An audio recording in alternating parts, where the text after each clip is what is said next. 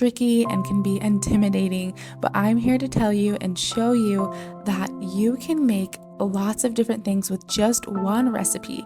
I use this potato flake sourdough starter, and I'll tell you more about that soon, but I use one recipe for every single thing that I've made.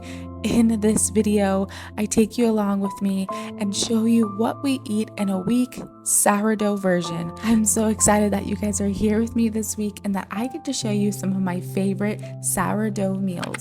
So stick around so you don't miss out.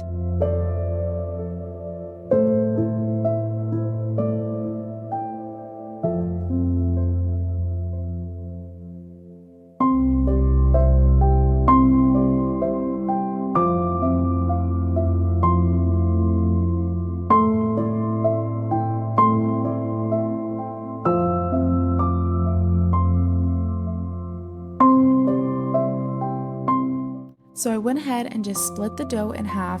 With one half, I went ahead and made a sandwich bread. The other half, I'm going to make some cinnamon rolls for the following morning. Now you're probably wondering, what in the world is potato flake sourdough starter? I was just as confused and shocked when I heard of this sourdough starter. I love it because the dough isn't as sweet, but it still ferments and you get the good gut bacteria. And if you are gluten sensitive, you are able to digest it as well. But it isn't as sour, it's a little more sweet. So what you're going to do is you're going to have your sourdough starter, which consists of potato flakes, water, and sugar, and that is it. And after you get that going for a while, you're going to have a nice healthy sourdough starter that lives in the fridge. You don't have to feed this every day.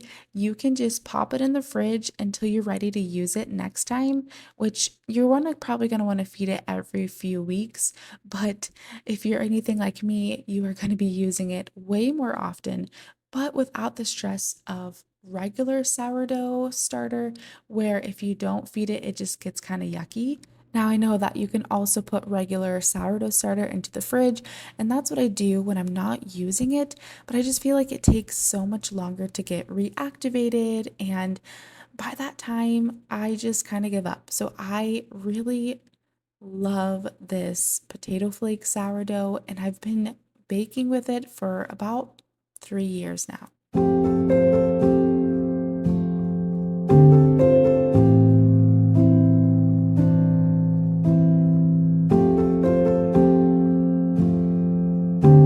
These cinnamon rolls are like none you've ever probably had. They are so good. Most of the time, we don't even add the frosting on top because they are just sweet enough with the little ooey gooey bottom that they have.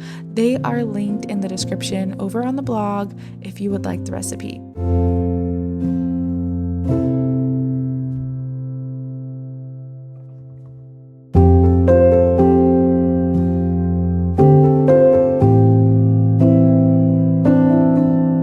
Next day, we are going to make a sourdough pizza. This dough fermented a little longer than I would have liked, and so it was kind of harder to work with and probably wouldn't have risen very well for a bread. So I decided to turn it into a pizza. My husband and I were going to go out for my birthday anyways, and so the kids needed something quick, and I didn't really want to have to just get a frozen pizza, so this worked out perfectly. And honestly, I was a little jealous that I didn't get to eat this pizza too, but thank God there was leftovers. Now, I can't talk about this sourdough without talking about the wonderful woman who introduced me to this potato flake sourdough. Her name was Heather, and she was an absolute light to this world. She shined God's goodness over everything and everyone who ever came in contact with her. I only knew her for a short time, but the impact that she and her family had on our lives was something that I will never forget. She invited us into her home and loved us like she had known us forever. Her and her husband prayed over my husband and I of things that no one even knew. But God, He knew. And they were faithful servants and they listened. They barely knew us, but they listened to our Father in heaven and put their pride and their embarrassment or anything that they may have been feeling aside to come and pray over these strangers that they just met. But God knew that it was going to talk to us deeply. And I'm just so thankful for her faithfulness in the short season that I knew her. The way she stood firm in the Lord as she was passing away from cancer. The way that she was encouraging us, all of her friends and family, and the people that were following her story, was a true testament to God. And I just pray that I can be bold like her and share God's goodness no matter what the circumstances are.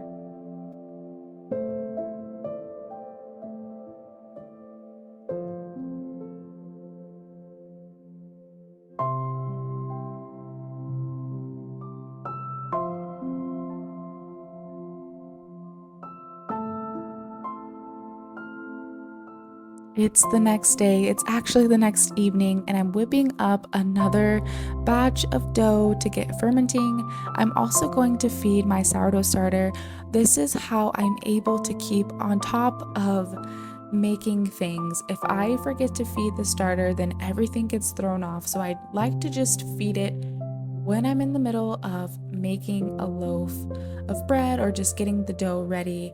And so you're only able to have a cup's worth of sourdough starter in after it's set for a while. And so that way I am forced to use it because I don't want to throw it out.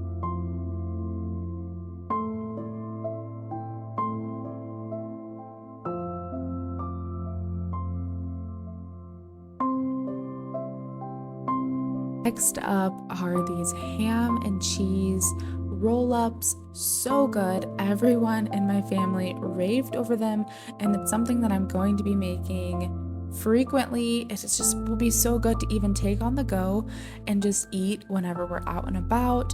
Just so simple and so good, seriously. And like I said, I use the same dough recipe for everything. For my sandwich loaves, for the pizza, for these ham roll-ups, for the cinnamon rolls, it's the exact same recipe. And then I just tweak whatever the filling is going to be, or if I'm just going to mold it and put it into a sandwich pan for a sandwich loaf. It is just so simple. And I do love to experiment, and I do love to do like artisan breads and all of that with regular sourdough starter. But this is just easier for the season of life that I'm in right now. And I'm able to get out bread quickly and pastries and things like that. Whereas the other sourdough starter, I feel like I had to baby it more and just give it more attention. And as a mom to 4 young kiddos, I don't have that time.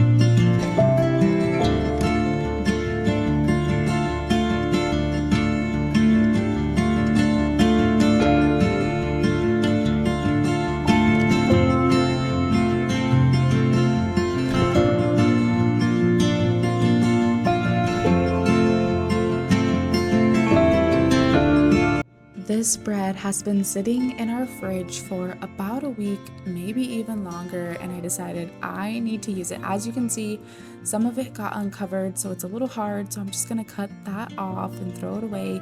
but the rest of it's still good to go, and I'm gonna make some yummy bagels. I have been experimenting with bagels for a while now, and I feel like this is probably the best batch that I've made before. I was a little sad that I only had a little bit of dough left, but we worked with it and it was so good. So maybe the key to these bagels is just to leave the dough in the fridge for a while. I'll report back to you guys after I do a little bit more experimenting, but bagels are just so good and so fun. I ended up making a pumpkin cream cheese topping. I didn't take any video of it, but I will soon since fall is coming up. It was so simple and it was just so good. I don't know if you've ever had the Trader Joe's pumpkin cream cheese topping, and I love that. I used to just eat it by the spoonful, but the ingredients are not that great when I can just make it from home with cream cheese, some spices, a little bit of sugar or maple syrup, and that is it.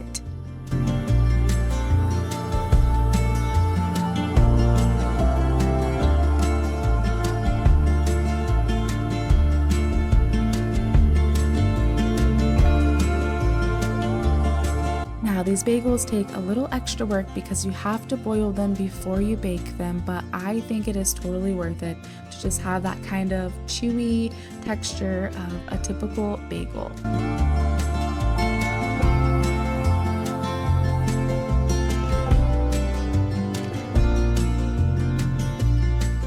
I am going to get these bagels finished up for my family and get them served, but I just wanted to stop and say thank you so much for taking the time to watch this video. I hope you found some great yummy ideas to make for your family. If you're new here, my name is Destiny and I am a mom to 4. On this YouTube, I share homemaking, from scratch cooking, and budget living. Right now, we are living in the suburbs and trying to make a little homestead in our backyard. If that's something you're interested in and you love this video, then please consider subscribing and liking this video. It truly helps push the video out to other moms just like you who would love this content as well.